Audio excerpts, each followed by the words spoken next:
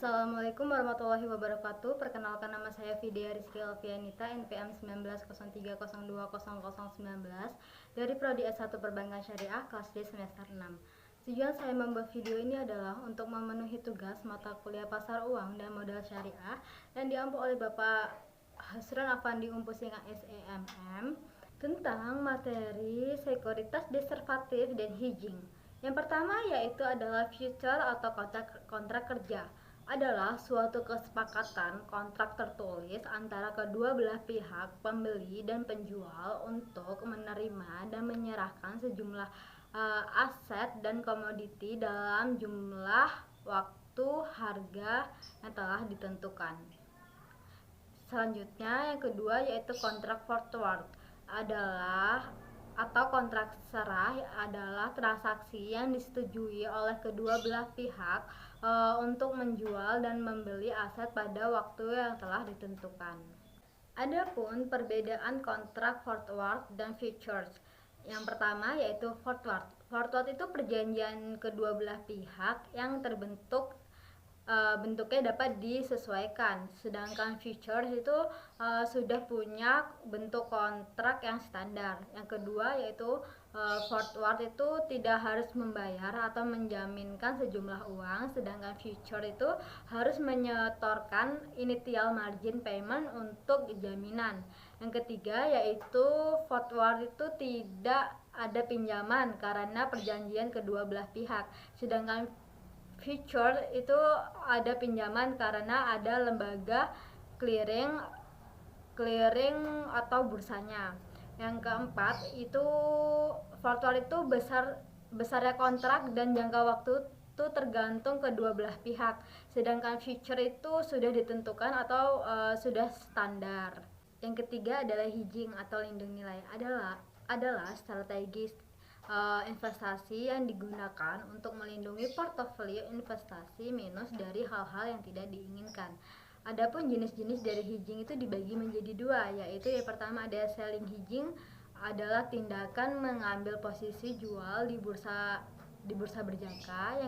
Yang kedua yaitu buying hedging, itu adalah tindakan untuk mengambil posisi beli di bursa efek berjangka. Yang keempat itu ada swap.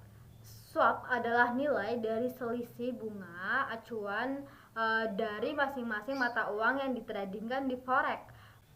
Swap itu ada 4 jenis. Yang pertama adalah perjanjian suku bunga, adalah kontrak antara kedua belah pihak untuk menukarkan cash flow di masa depan. Yang kedua itu adalah ada cash ekuitas. Itu adalah bentuk khusus dari total return swap, di mana aset acuannya adalah saham atau indeks pasar saham. Yang ketiga itu adalah ada floors, itu digunakan untuk melindungi diri dari fluktuasi suku bunga. Selanjutnya yang keempat ada catatan terstruktur, itu adalah surat hutang yang diterbitkan oleh lembaga keuangan. Dan yang kelima adalah inverse floater, itu adalah obligasi atau hutang lain yang tingkat kuponnya itu memiliki hubungan terbalik dengan suku bunga acuan. Selanjutnya yang kelima adalah kontrak future LQ45 di BEI. LQ45 future merupakan janji untuk menjual atau membeli kontrak indeks efek LQ45 dengan menyelesaikan waktu yang akan datang, yang mewajibkan setiap pihak untuk memenuhi perjanjian tersebut pada saat jatuh tempo. Yang keenam itu ada kontrak future untuk komoditas di BBJ.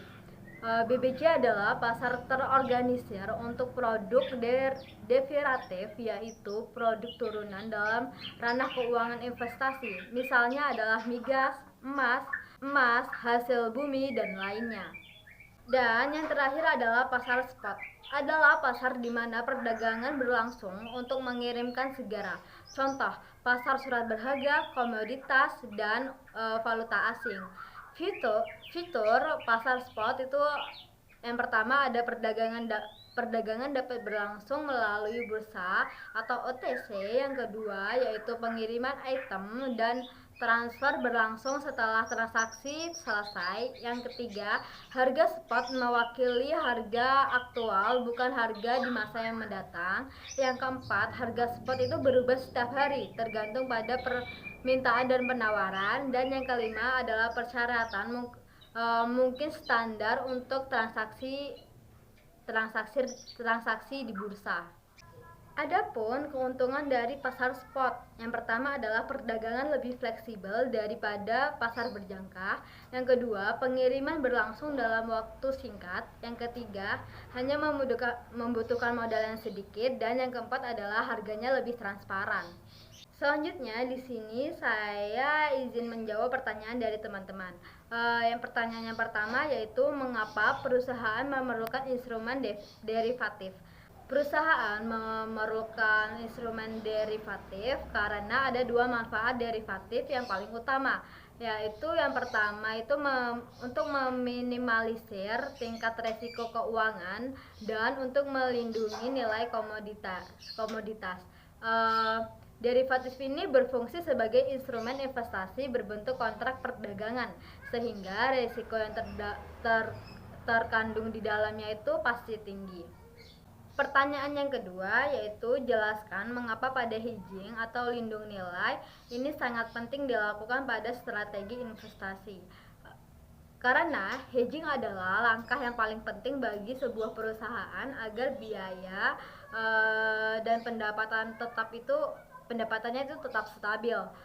Tanpa hedging, investasi dan bisnis itu akan terus mengalami kerugian yang pada akhirnya akan berujung kebangkrutan.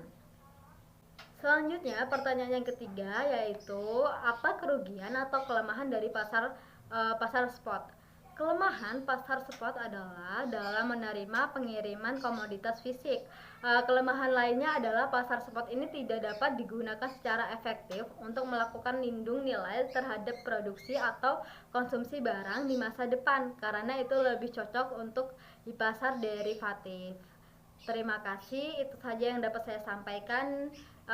Kurang lebihnya saya mohon maaf. Saya akhiri. Wassalamualaikum warahmatullahi wabarakatuh.